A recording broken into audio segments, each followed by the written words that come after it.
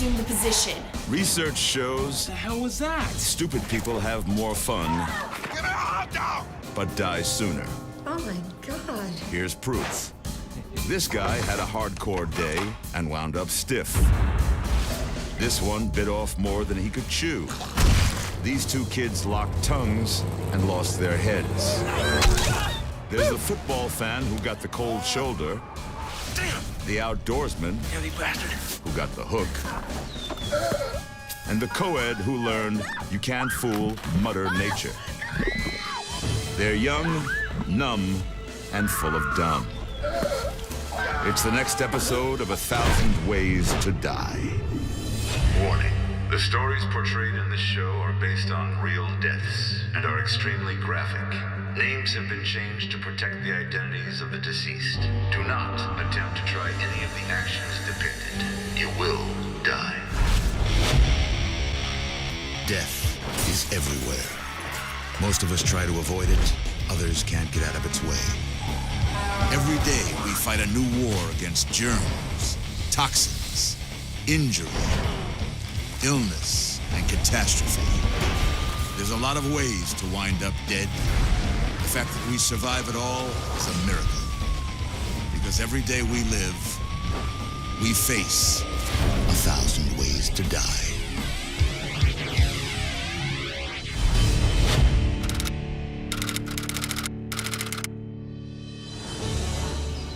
Middle America. It's a great place for family values and an endless supply of crystal meth. Thanks to this guy, Jimmy Milliken. Once a promising research chemist, he graduated college by the age of 17. But by the age of 19, he was a strung-out tweaker.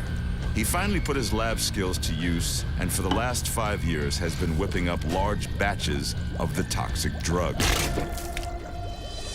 Jimmy would get so strung out, he would stay awake for 5 or 6 days straight. His hallucinations were having hallucinations.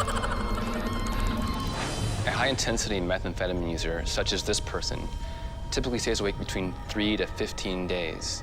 This insomnia, coupled with the drug use, can cause increased paranoia, hallucinations, self-mutilation, and become just plain dangerous. His only form of nutrition was a 6-day-old piece of gum. To keep it fresh, he'd dip it in citric acid. Hour after hour, it was the same drill. Dip, chew, repeat. Dip, chew, repeat. But then he developed a hitch in his dip.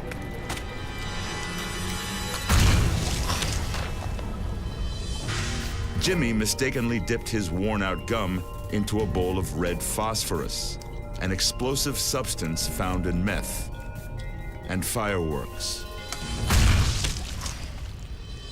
Jimmy's jaws exerted up to 120 pounds of pressure, enough to ignite the red phosphorus. Because the explosion was contained in a small space, it had enough force to blast Jimmy's jaw right off its hinges. His brain bounced off the back of his skull, hemorrhaging the cerebral cortex and causing it to bleed out. This time, it looks like Jimmy bit off more than he could chew.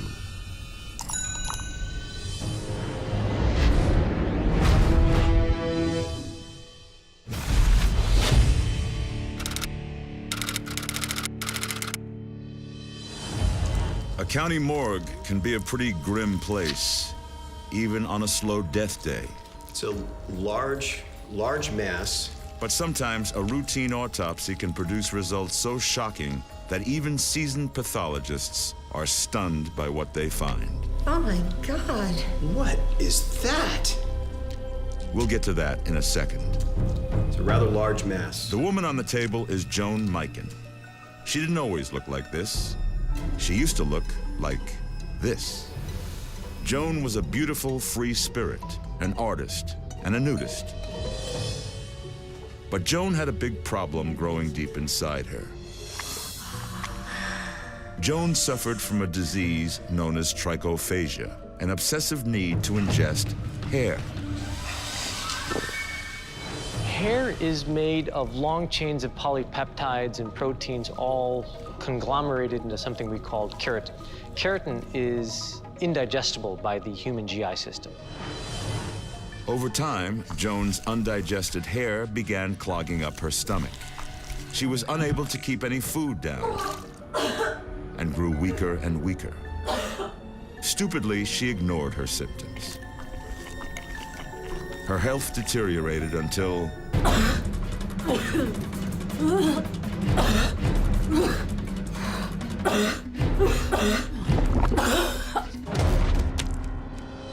she collapsed into a coma and soon after died. Which brings us back to where we started. What is that? Joan's obsessive hair eating formed something called a bezoar in her stomach. What's a bezoar? It's a ball of hair. It's also what killed her.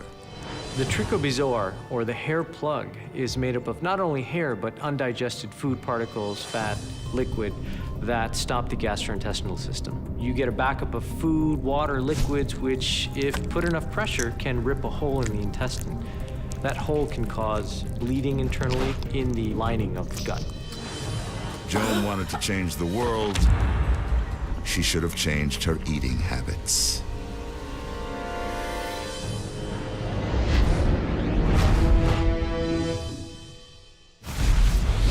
Up next, Assume the position.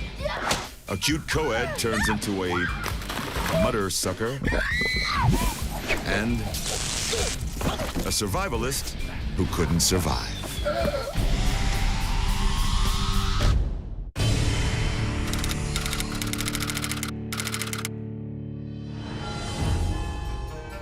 It's hazing week at Oedipi sorority. Harriet was in charge of the new pledges. Assume the position. I said it! Bend over! Yeah! Oh. Too bad for them, she's the daughter of a Marine drill instructor. Now, after surviving a week of abuse, the pledges prepared for their final humiliation. Oedipi's annual mud wrestling match. The pledges made a mud pit, Hey, pledge! and Harriet was ready to get down and dirty. Give me that. But one pledge had some fight in her. I'm going to kill you! Harriet didn't like being challenged, and the hazing got ugly. There are ways to cheat during mud wrestling. For me, exposing my opponent's breasts will definitely help me gain advantage. My opponent will let go of me, try and cover themselves up, and that will give me advantage to grab them and get them in the submission hold that I want them in.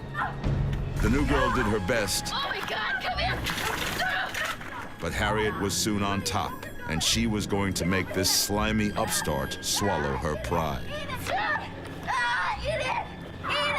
Just as the pledge was ready to black out, the other terrified girls pulled her away. Go cry, little girl! The queen bitch strutted to the center of the pit I'm the queen! You suck! Oh no! and sank into the quagmire. Harriet's Oedipi sorority sisters had unwittingly built their wrestling pit over an underground sinkhole. That spot must have been located right over a pre-existing cavern with a very thin roof. Over time, the water would add weight, it would soften the rock, and finally, the roof of the sinkhole would have collapsed. She would have been buried by tons of mud, and that would have pressed in on her chest. Eventually, she would have suffocated. Harriet enjoyed making her pledges' lives a living hell until hell decided to swallow her whole.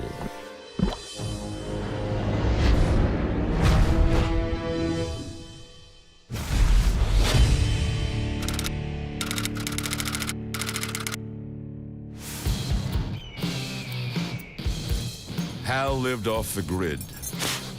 Whatever he needed, he poached. Armed with a shotgun, a chain, and a meat hook, he had all the tools he needed to survive, and all the tools he needed to die. He was too good a shot to blow his brains out. After all, he was born with the Second Amendment tattooed to his ass.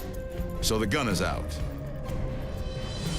Even though Hal believed electricity was a secret form of mind control, he still couldn't live without his daily dose of Glenn Beck. So he used his meat hook to poach a little power.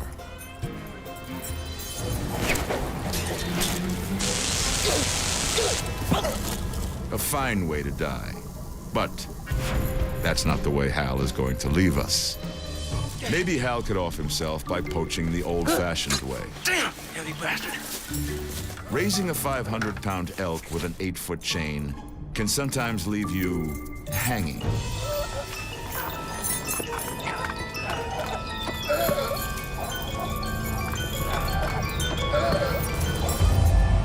But no, the old hanged by an elk death will have to wait for another idiot. Because 20 feet from his shack, Hal stepped in a ditch and swallowed his meat hook whole.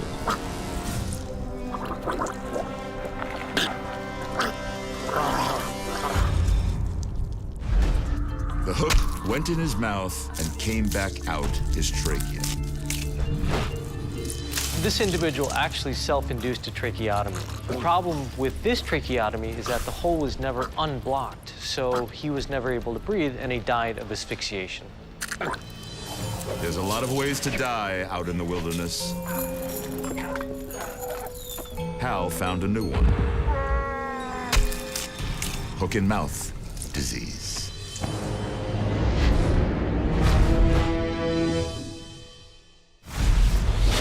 Coming up, a stud goes 3 for 3, then strikes out, and a football fan from hell freezes over.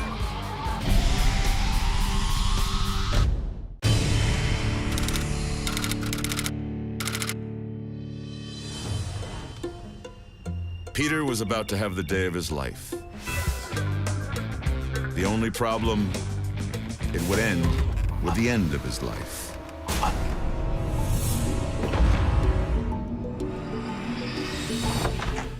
Hey, baby. It started off with his longtime girlfriend, Brianna. Thank you. She was the nurturing type. You're so sweet. I know. She would fill his fridge, and then Peter would fill Brianna. After Brianna, he got a big surprise. Hey, you still there, big guy? Peter's Peter was still stiff as a parking meter. What Brianna didn't know, Pete was a dirty dog cheater. He brought in his backup babes. Looks like you ready for me. Oh, yeah. First Lucatia, then Desiree.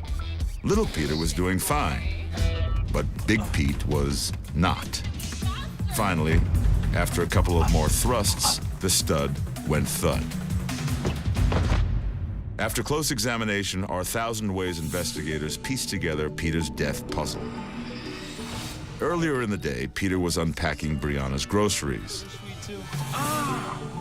What happened? What the hell was that? That was a nasty little creature called a wandering spider.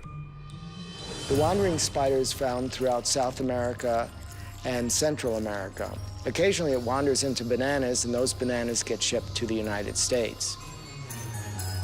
What happened? The wandering spider's venom will kill a human in anywhere from 2 to 12 hours. The neurotoxin of the spider, which is in the venom, started spreading really fast. As a result, this neurotoxin was able to get to critical organs quite quickly, and ultimately, Peter's body shut down, and he died of complete hemodynamic and cardiovascular collapse. But the wandering spider gives a gift before it takes a life. A rock-hard, permanent erection. Its toxic venom releases nitric oxide, which causes arteries and veins to dilate, sending a rush of boner blood to the penis. You're awesome. Pete was a cheat who thought it was neat to bang 3 girls in one day. Along came a spider, and while he was inside her, a heart attack blew Peter away.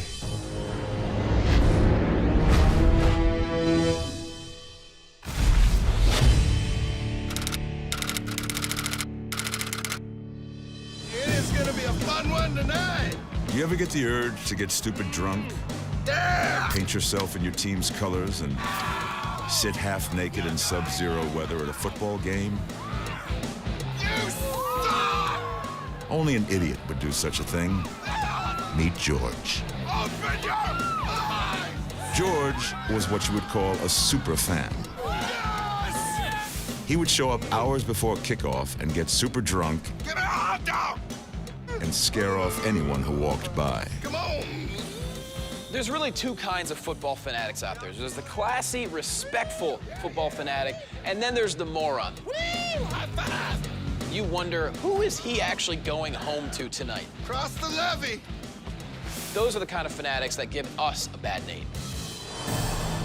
With an Arctic cold front moving in, today's game was going from the fridge to the freezer. George was flirting with a condition called hypothermia. Hypothermia is divided into 3 stages. There's mild, moderate, and severe. The mild stage is when your core body temperature drops to between 95 and 93 degrees Fahrenheit. You'll start to shiver, the skin will start to turn pale, and you might have a little bit of confusion.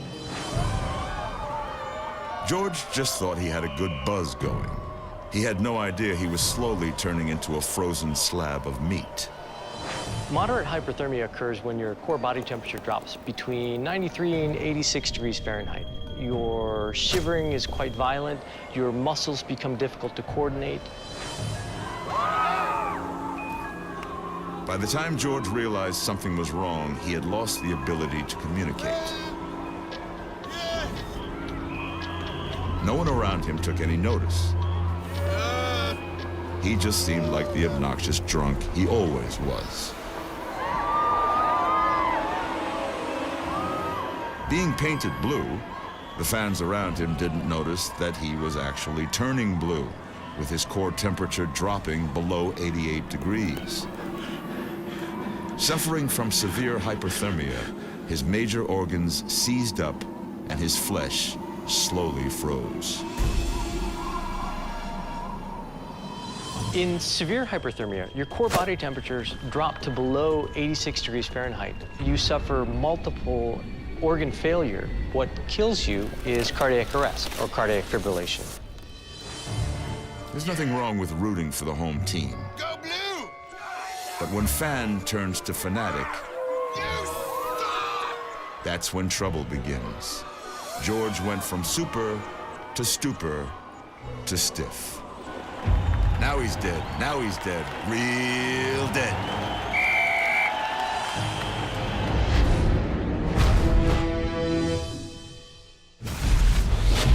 Don't you just want to rip the heads off all these kids with piercings? Sit back and watch.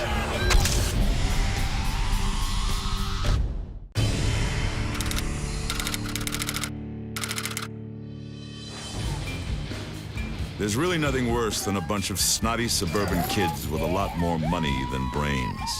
Get in, boy! Let's do this! And this gang of intellectually challenged 20-somethings drained their trust funds on fashion accessories and muscle cars. Their idea of a good time was to play at being fast and furious. Mike and Jade saw themselves as the Sid and Nancy of the group, a couple of Sex Pistols who didn't have an orifice that wasn't pierced, and didn't know a line they wouldn't cross.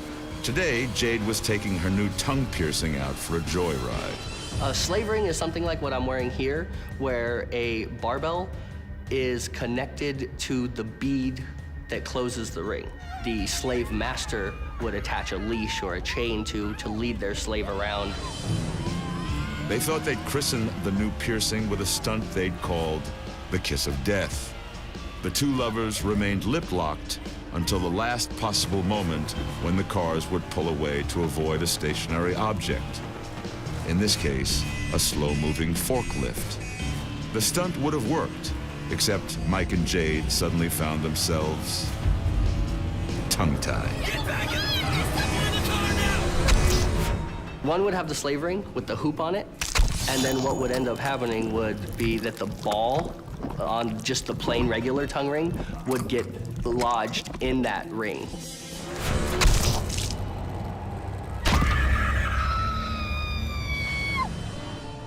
The two drivers should have slowed their cars down at the same time, but they didn't use their heads. So instead, Mike and Jade lost theirs. Kids these days do some pretty dumb things.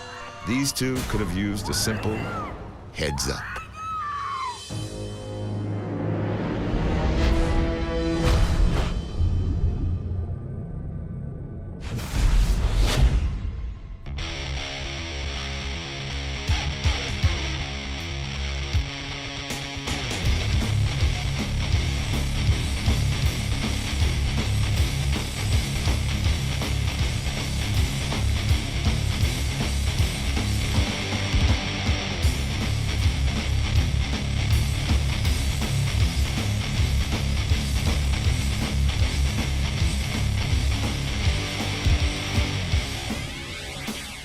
It's original.